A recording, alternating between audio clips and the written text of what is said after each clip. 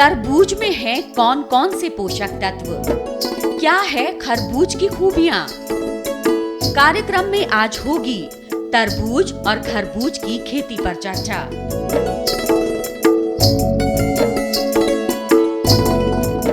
नमस्ते, आप देख रहे हैं बातें खेती की और मैं हूं याशु गांधी।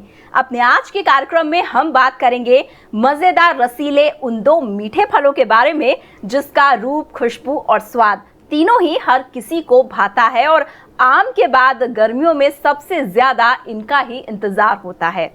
हम बात करेंगे खरबूज और तरबूज की और विस्तार से बात करने के लिए स्टूडियो में हमारे साथ विशेषज्ञ मौजूद हैं डॉक्टर सतीश चंद्रा जी। डॉक्टर साहब, आपका बहुत बहुत स्वागत है। धन्यवाद। डॉक्टर साहब, बात की शुरुआत है और स्वाद, खुशबू मुंह में और कुछ कुछ जहन में आ रही है। फिलहाल अब हम लेकिन बात करेंगे इसकी, एक बार लगा देकर हम स्पेसिफिकली नॉर्थ इंडिया की बात करें तो लग चुका है, तकरीबन वक्त ख़त्म हो रहा है लगने का। रुपाई के बाद की जो प्रक्रिया होती है उसके बारे में विस्तार से अगर बात करें तो अगर एक स्टेप पहले मैं कुछ पूछना चाहूँगी कि बहुत जगह ऐसा कहा जाता है कि इसका रुपाई का तरीका ज़्यादा सही होता है, कई बार कहा जाता है कि दूसरा तरीका अपनाना ज़्यादा अच्छा होता है, जो प्रोडक्टिविटी होती है, उत्पादकता होती है, वो प्रभावित होती है। देखिए, दोनों ही तरीके अपनी अपनी जगह पर ठीक हैं। आमतौर पर रुपाई के बारे में लोगों को इसलिए कसर महसूस होती है क्योंकि इसकी जो जड़ है खरबूजे की और तरबूज की, दोनों की, वो थोड़ी सेंसिटिव होती है और जब उसको हम किसी नर्सरी में लगाकर खेत में लेकर जाते हैं और वहाँ पर धक्का लगता है जब जड़ को, तो उसमें नुकसान हो जाता है। तो आमतौर पर रुपाई में जो सफल रुपाई है उसमें थोड़ी सी कसर रह जाती है क्योंकि ज़मीन के ऊपर भी डिपेंड करता है, तैयारी पर डिपेंड करता है। तो रुपाई जो है वो जब आपके पास साधन पर्याप्त हों और कुशल लोग हों काम करने वाले, तो रुपाई बड़ी ठीक रहती है। लेकिन ऐसा नहीं है कि अगर आप सीधा बोएंगे खेत में तो उससे कोई उत्पादकता कम होगी या रुपाई से उत्पादकता अधिक होगी, ऐसा कुछ नहीं है। आसानी से अगर काम करना है तो सीधा बीज खेत में डालें। और अगर आपके पास साधन अच्छे हैं, क्योंकि जब रुपाई करते हैं हम उसमें एक हमारे को नर्सरी का जब हम प्रयोग करते हैं तो एक हमारे को बहुत जो एडवांटेज मिलती है, जो उसको हमारे को लाभ मिलता है, वो ये है कि हम क्यारी में ऐसे पदार्थ डाल सकते हैं जो रुपाई के टाइम पर जो भूमि जनित बीमारियां हैं उनसे बचाव आसानी से हो जाए। लेकिन बीज की भी प्रक्रिया आजकल तो सीड टेक्नोलॉजी ऐसी हो गई है कि आप बीज का प्रयोग करके सही उसका करण करके तो वो बीमारियों से सीधा बोएंगे तब भी हम बचाव ले सकते हैं, उपचार करके उसको बचा सकते हैं। तो रुपाई का या बीज से बोने का ज़्यादा डिफरेंस नहीं है। हाँ, आपके पास अगर समय आपने गेन करना है, रुपाई में ये है कि आप जब रुपाई करेंगे उससे 7 दिन पहले आप कमरे में बो सकते हैं, जो कि खेत में हो सकता है अभी तैयार ना हो, पिछली फसल कटी ना हो, समय हो, तो उतना समय का एडवांटेज आप ले सकते हैं रुपाई करने के लिए। क्योंकि क्यारी में बीज बो लिया, आजकल तो कप्स आते हैं उसमें बो लिया और उसके बाद ट्रांसप्लांट कर, तो समय की बचत हो जाती है। डॉक्टर साहब, शरीर में पानी की कमी को ये पूरा करता है, पानी की प्रचुर मात्रा इसमें होती है, खरबूज और तरबूज दोनों की अगर हम बात करें तो, लेकिन सिंचाई जब इसकी होती है तब पानी की इसको कितनी ज़रूरत होती है? इन दोनों फसलों में, खरबूज और तरबूज में, पानी, क्योंकि ये गर्मी की फसलें हैं, इनको पानी की प्रचुर मात्रा में आवश्यकता होती है। और ना सिर्फ इसलिए कि इनके जो फल हैं उसमें काफ़ी रस होता है, बल्कि इसलिए भी कि गर्मी के समय इसमें जब फल आना होता है तो इसके जो फूल होते हैं, नर और मादा अलग अलग होते हैं और नर फूल से पराग मादा फूल पर जाकर जब गिरेगा तो उसको गर्मी में से होकर निकलना पड़ेगा और उस पराग को भी पर्याप्त मात्रा में नमी चाहिए ताकि मादा फूल पर गिरने से पहले वो सूख ना जाए, क्योंकि उस स्थिति में फिर फल नहीं बन पाएगा। इसलिए पानी की मात्रा इन दोनों खरबूज व तरबूज को अच्छी चाहिए और पानी का प्रबंधन जो है वो इस तरह से किया जाता है कि बोने के समय ही उसकी समीक्षा कर ली जाए आमतौर पर इसे नालियाँ और मेड़ बनाकर बोया जाता है और नालियों में पानी प्रचुर मात्रा में दिया जाता है। लोग ऐसा भी करते हैं कि इसको आजकल, क्योंकि इसमें आमदनी काफ़ी है, ड्रिप या बूंद बूंद पानी जो सिंचाई है उससे भी लगाते हैं और सिंचाई बूंद बूंद जो पाइप वाला है उससे भी करते हैं। दूसरी बात यह है कि सिंचाई में जो पानी जाता है वो गर्मी में जल्दी उड़ जाएगा, ज़मीन से भी और पत्तों से भी। बिल्कुल। तो कोशिश ये की जाती है कि कम से कम पत्तों से तो उड़ेगा ही, क्योंकि पत्ते भी ठंडे रहने चाहिए, पत्तों से पानी नहीं उड़ेगा तो ठंडे नहीं रह पाएंगे। तो ज़मीन से पानी ना ज़्यादा उड़ सके उसके लिए एक मल्चिंग कहलाता है, यानी उसको भूमि को ढक देते हैं। और ढकने का दो तरीके हैं। एक तो आजकल प्लास्टिक का मल्च आता है जी, जो फैला देने से ज़मीन की नमी जो है वो अंदर ही रहती है, बाहर नहीं जा पाती। लेकिन उससे भी टेम्परेचर जो उसकी गर्माहट है ज़मीन की वो कभी कभी काफ़ी बढ़ जाती है, तो वो गर्मी से भी असर हो सकता है। इसलिए सबसे अच्छी है कि उसका ऑर्गेनिक जैविक मल्चिंग किया जाए, घास फूस डालकर ज़मीन को ठंडा रखा जाए। उससे पानी कम उड़ेगा, पानी अधिक रहेगा और इन फसलों को दोनों को पानी जो हम लगाएंगे उसका सबसे सही उपयोग कर पाएंगे। पानी के उड़ने की बात हो रही थी, अगर वक्त के लिए कहा जाए तो वो भी ऐसे पंख लगा के उड़ जाता है। हमारा भी वक्त जल्दी जल्दी बीत रहा है, फिलहाल यहाँ रुकेंगे एक छोटे से ब्रेक के लिए। ब्रेक के बाद तुरंत लौटते हैं और फिर से खरबूज और तरबूज से जुड़ी हुई महत्वपूर्ण जानकारी डॉक्टर साहब से लेंगे।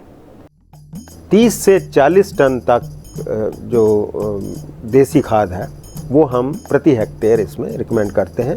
खरबूज की हम बात करें, बहुत तरह के इसके अगर हम खाएं, इसका सेवन करें तो बहुत तरह के कैंसर से हमें बचाता है।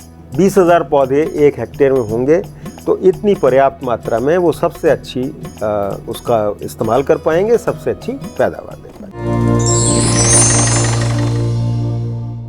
ब्रेक के बाद एक बार फिर से आपका स्वागत है और आज हम बात कर रहे हैं खरबूज और तरबूज से जुड़ी हुई। डॉक्टर चंद्रा हमारे साथ बने हुए हैं। रुपाई के बाद की बात हो रही थी। हालांकि अपने आप में ये दोनों ही फल बहुत अच्छे होते हैं। खरबूज की हम बात करें, बहुत तरह के इसके अगर हम खाएं, इसका सेवन करें तो बहुत तरह के कैंसर से हमें बचाता है। आमाशय का कैंसर हो या किसी और चीज़ का कैंसर हो, ये तो उसके गुणों की बात हुई।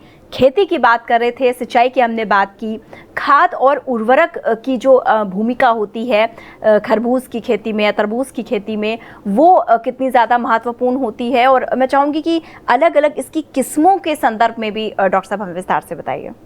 देखिए, ये फल ऐसे हैं जिनकी पैदावार बहुत अधिक होती है, यानी तकरीबन 1 हेक्टेयर में 60 टन से लेकर 70 टन तो आम किसान के पास होती है। बहुत से ऐसे लोग हैं जो 100 टन तक इसकी पैदावार लेते हैं। अब इतनी पैदावार के लिए ज़मीन के अंदर जो पर्याप्त मात्रा में यदि पोषण तत्व नहीं होंगे तो उतनी पैदावार हम नहीं ले पाएंगे। इसलिए आवश्यक है कि इसकी भूमि तैयार करते समय ही सारे तत्वों का ध्यान रखा जाए, क्योंकि जब इसकी बेलें फैल जाती हैं वहाँ पर इतना ना तो समय होता है ना सुविधा होती है कि हम खाद बाद में दे सकें। हम इसकी जितनी भी पोषण तत्वों की मात्रा है शुरू में बोने से पहले देते हैं, और मेरा ख्याल है कि किसानों ने जिन्होंने बोया होगा इसकी सुविधा उपलब्ध की होगी उन्होंने। लेकिन आवश्यक ये है कि इसमें देसी खाद बहुत पड़े। 30 से 40 टन तक देसी खाद है वो हम प्रति हेक्टेयर इसमें रिकमेंड करते हैं, क्योंकि इसको भुरभुरी ज़मीन चाहिए, सॉफ्ट होनी चाहिए, जो पानी को सोख के ज़मीन में ज़्यादा देर तक रख सके अपने पास। अगर ज़मीन भुरभुरी नहीं होती तो पानी सोखने में भी कमी रहती है और उसके उड़ने में भी जल्दी होती है, तो जड़ों में पानी ज़्यादा देर नहीं पाया और गर्मी बहुत होती है। इसलिए भुरभुरी रखने के लिए हम कहते हैं कि इन फसलों के लिए देसी खाद अधिक से अधिक प्रयोग की जाए, और 30 से 40 टन तक हम प्रति हेक्टेयर इसको रिकमेंड करते हैं। लेकिन इसके अलावा जब हमें पैदावार ज़्यादा लेनी है तो हमें नाइट्रोजन, फास्फोरस, पोटाश और उसके अलावा एक सल्फ़र, क्योंकि इसमें एक ऐसी बीमारी होती है फफूंदी की जिसका उपचार करना आवश्यक है, क्योंकि अगर वो एक बार आ गई तो उससे ना सिर्फ पौधे मर जाते हैं बल्कि फल जो हैं उन पर भी फफूंदी आ जाती है और फलों का बढ़ना बिल्कुल बंद हो जाता है। तो इसलिए इसमें सल्फ़र डालना भी आवश्यक है। प्रति हेक्टेयर 4 किलो सल्फ़र, जो बेंटोनाइट के नाम से खाद मिलती है, वो लगाएं, और 40 किलोग्राम फास्फोरस और 60 किलोग्राम पोटाश, जो कि भूमि का उन्होंने एनालिसिस करवाया होगा, सॉइल टेस्ट किया होगा, मृदा टेस्ट किया होगा, मृदा परीक्षण के हिसाब से उतनी मात्रा भूमि में होनी आवश्यक है। और मेरा ख्याल है, अब जैसा आपने बताया, किसान बो चुके हैं, उन्होंने कोशिश की होगी। और ये सब, इसका जो बेस्ट यूजेज है, जो सबसे अच्छा पौधा इस्तेमाल कर सकता है, वो तब कर पाता है जब 1 हेक्टेयर में तकरीबन 20,000 पौधे हों। 1 हेक्टेयर में 10,000 स्क्वायर मीटर होते हैं, 100 मीटर बाई 100 मीटर, 10,000 बने, और एक जगह पर हम 2 बीज बोते हैं, तो 20,000 पौधे 1 हेक्टेयर में होंगे। तो इतनी पर्याप्त मात्रा में वो सबसे अच्छी उसका इस्तेमाल कर पाएंगे, सबसे अच्छी पैदावार दे पाएंगे। यहीं पर मैं बीच में एक और इससे मिलती जुलती बात मेरे दिमाग में आई थी कि आजकल जो है, अगर हम फलों की बात करें, खरबूज की, तरबूज की, खरबूज की खास तौर से, तो जो इसके फल बेचने से कहीं ज़्यादा फ़ायदा होता है, इसके बीज, अगर बीजों को बेचा जाए, बहुत तरीके से उसका इस्तेमाल होता है। उसके लिए संदर्भ में अगर हम उस उद्देश्य से कर रहे हैं इसकी खेती, या हम सिर्फ फल को उसके बेचना चाहते हैं, उससे भी कुछ असर पड़ता है हमारे खेती के तरीके पे, किस्म लेने पे, या किसी और ढंग से? हाँ, इसमें कुछ किस्में ऐसी हैं जो सिर्फ बीज के लिए हैं, तो बीज के लिए बीज अधिक देती हैं वो। लेकिन आजकल जो किस्में बाज़ार में सबसे ज़्यादा उपलब्ध हैं, उसमें आमतौर पर बीज कम से कम होना अच्छा माना जाता है, क्योंकि वो खाने के लिए आसान में होता है। एक महारुद्रा किस्म है जिसमें बीज अधिक होता है। अगर बीज आपको ज़्यादा चाहिए, बीज की तरह बीज के भी पैसे ज़्यादा चाहिए, तो महारुद्रा। एक्चुअली आजकल सिचुएशन ये है कि जापान या और विदेशों में ये तरबूज उगाने में लोग बीज रहित फल उगाना चाहते हैं, सीडलेस जिसको बोलते हैं। उसमें बीज होता ही नहीं है, क्योंकि उसको आप आंख बंद करके आराम से काट के खाने में आसान होता है, दांतों में आना या उसमें दिक्कत नहीं आती है। लेकिन हिंदुस्तान में अभी उसका चलन कम है। वो किस्में इंडिया में आई थी आज से 20 साल पहले, लेकिन ज़्यादा चल नहीं पाई, क्योंकि लोगों को शायद देखने में उतना अच्छा नहीं लगता, और वो फल भी छोटा होता है उसका, विदेशी तरीका, देसी, तो हमारे हिंदुस्तान में नहीं चल पाया। लेकिन हमारे यहाँ आजकल भी कई चीज़ें ऐसी हैं जो विदेशों से बड़ी मेल खाती हैं। अब जैसे तरबूज की किस्में हैं, तरबूज में आपने शुगर बेबी का नाम सुना होगा, छोटा सा काला से रंग का जो फल आता है, उसको शुगर बेबी बोलते हैं। अब ये शुगर बेबी जो है वो चाइना से निकला था, चीन से निकला था। एक जापान से और निकला, उसको आइस बॉक्स कहते हैं। जैसे आप बर्फ़ ले जाने का जो डिब्बा होता है, उसकी शक्ल का, लंबा सा, गोल सा, बिल्कुल ऐसा कि हाथ में जैसे पकड़ के, डिब्बा पकड़ के लेकर जा रहे हैं। तो ये किस्में आजकल चल रही हैं, और कोशिश यही की जा रही है। आजकल सबसे ज़्यादा चलन हाइब्रिड्स का है, तो उसमें कोशिश यही की जा रही है कि बीज कम हो, खाने में जो पोषक तत्व है वो अधिक हो। और आजकल बहुत चलन हो गया है, हमारे लोगों का खाना पीना भी बदल रहा है। लोग इसको सुबह नाश्ते के समय या शाम के समय सीधा खाना पसंद करते हैं, तो उसके लिए ये किस्में बहुत उपयुक्त हैं। तो बीज का इसमें प्रयोग ज़्यादातर किस्मों में नहीं है, लेकिन हाँ, अगर आप बीज के लिए भी उगाना चाहते हैं तो वो किस्में भी उपलब्ध हैं, जैसे मैंने बताया महारुद्रा किस्म। तो आप इस चीज़ का ज़रूर ध्यान रखें कि खरबूज या तरबूज की खेती के संदर्भ में सोच रहे हैं तो उद्देश्य को ध्यान रखें कि आपका जो फल बेचने का उद्देश्य है, या फिर आप बीजों से इसका अपना जो मुनाफा है वो कमाना और वो बढ़ाना चाहते हैं। रोग और कीट के बारे में बात करेंगे, तब तक हमें रुकना होगा एक छोटे से ब्रेक के लिए। और ब्रेक में जाने से पहले ये एक महत्वपूर्ण टिप आपके लिए कि अगर आपको अनिद्रा की शिकायत है, आपको नींद कम आती है, तो खरबूज में जो शामक नाम का गुण होता है वो आपकी इस तकलीफ से आपको निजात दिला सकता है। तो अगर आप इसका सेवन करते हैं तो बिना किसी दवाई के आप अनिद्रा के रोग से भी अपने आप को दूर रख सकते हैं। छोटा सा ब्रेक। इन फसलों में ये खास बात है कि आमतौर पर जो बीमारी आपने पिछले साल महसूस की वो अगली बार कम होगी, और जो नहीं थी वो उभर कर आएगी। एक इसमें जो सबसे खतरनाक बीमारी है वो है, उसको पाउडरी मिल्ड्यू बोलते हैं। पाउडर की तरह सफ़ेद परत बन जाती है पत्तों के ऊपर, और फिर ये फलों के ऊपर भी जाती है।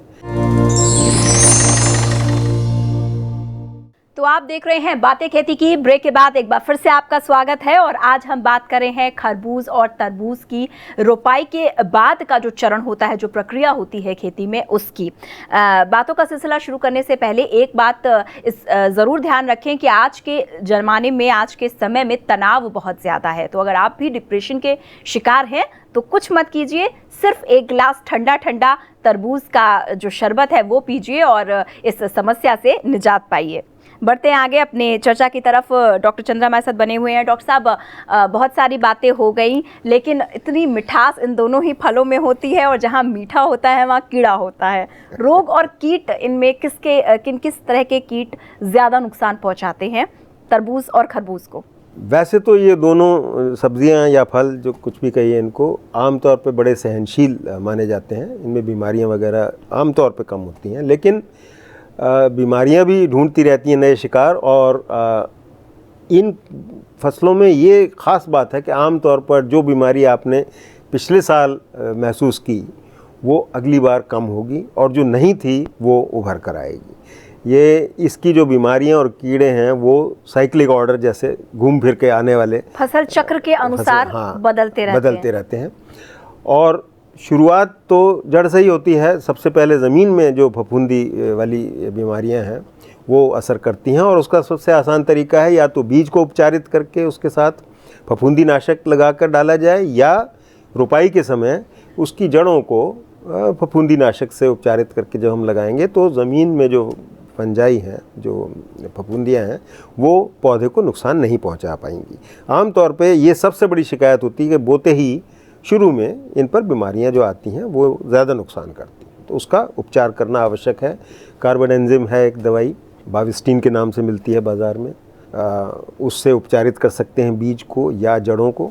आमतौर पे जो दो कीट इसमें आते हैं वो बहुत आवश्यक है, उनसे बचाव। एक होती है मक्खी।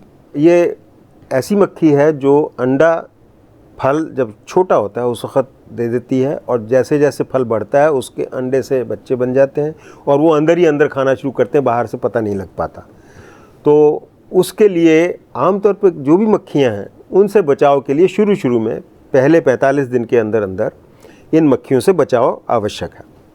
उसके दो तरीके हैं कि एक तो ज़मीन में ही ऐसे कीटनाशक डाले जाएं जिससे कि उसके रस में आ जाएगा कीटनाशक, तो मक्खियाँ चूसते ही मर जाएंगी आनी से। फ्यूराडॉन है ये। फ्यूराडॉन के बारे में जो आपने बताया, प्रारंभिक अवस्था में डाल दें, बिजाई से पहले खाद के साथ मिलाकर ही डाल देते हैं। अच्छा। तो उससे ये कीट जो है 45 दिन तक असर नहीं कर सकते। लेकिन अगर आ भी जाए, कुछ वजह ऐसी हो कि अगर प्रकोप ज़्यादा है किसी साल, तो एक डाइमेथोएट दवाई होती है, उसका 0.5%, आधा प्रतिशत, यानी 100 लीटर में 5 ग्राम आप डाल देंगे, वो घोल के अगर आप स्प्रे कर देंगे तो मक्खी नहीं आएगी और फल जो है वो सुरक्षित रहेगा। एक इसमें जो सबसे खतरनाक बीमारी है वो है, उसको पाउडरी मिल्ड्यू बोलते हैं। पाउडर की तरह सफ़ेद परत बन जाती है पत्तों के ऊपर और फिर ये फलों के ऊपर भी जाती है। उससे बचाव के लिए फिर हम लोग वापस जाएंगे सल्फ़र पर। तो सल्फ़र का पदार्थ जो है वो इस फफूंदी से बचाने के लिए, और साथ में वो ऐसा पदार्थ है जिसका असर खाने पर ना आए। जो हम कीटनाशक छिड़कते हैं वो हमारे कई बार बच जाते हैं, वो हमारे को खाने में आ जाते हैं। तो ये सल्फ़र के पदार्थ जो होते हैं ये आमतौर पर हमारे खाने में नहीं आ पाते हैं, तो उस पर सल्फ़र का जो डस्टिंग है उसका हम स्प्रे नहीं रिकमेंड करते, डस्टिंग रिकमेंड करते हैं, ताकि उसके भुरकाव से वो पाउडरी मिल्ड्यू बीमारी की बचत हो जाती है। ये तो खरबूज और तरबूज की खेती की बात हुई। आपका बहुत बहुत धन्यवाद, आपने बहुत महत्वपूर्ण जानकारी हमारे किसान दोस्तों को दी। और इसी के साथ एक और ख़ास बात की, आमतौर पे कोई भी फल खाया जाए तो वो हमेशा ताज़ा ही काट के खाना चाहिए, लेकिन तरबूज के लिए ये बात खास तौर से कही जाती है ना डॉक्टर साहब, मैं ठीक कह रही हूँ कि हमेशा काट कर ही ताज़ा तुरंत खाएं, उसको ज़्यादा देर के लिए नहीं रखें और खाने के तकरीबन 1 घंटे तक पानी का सेवन बिल्कुल ना करें। बढ़ते हैं आगे और जल्दी से हमारा पता नोट कर लीजिए ताकि आप अपनी शिकायत या अपने सुझाव हम तक पहुँचा सकें। हमारा पता है 302A पोसाइडन टावर ऑफ यारी रोड, वर्सोवा अंधेरी वेस्ट, मुंबई 400061। हमारा ईमेल आईडी है bkk@greentvindia.com। आप हमें कॉल भी कर सकते हैं। हमारे फोन नंबर हैं 0120-498-0000 और 498-0011। अपने टीवी पर ग्रीन टीवी देखने के लिए अपने केबल ऑपरेटर या DTH ऑपरेटर को तुरंत कॉल करें और हमें लिंक भेजें info@greentvindia.com पर। SMS या WhatsApp करें 9769577049 पर। तो उम्मीद है ये पता आपने नोट कर ही लिया होगा, तो आप अपनी बात हम तक पहुंचाइए। तब तक याशु को दीजिए इजाजत और देखते रहिए ग्रीन टीवी। नमस्ते।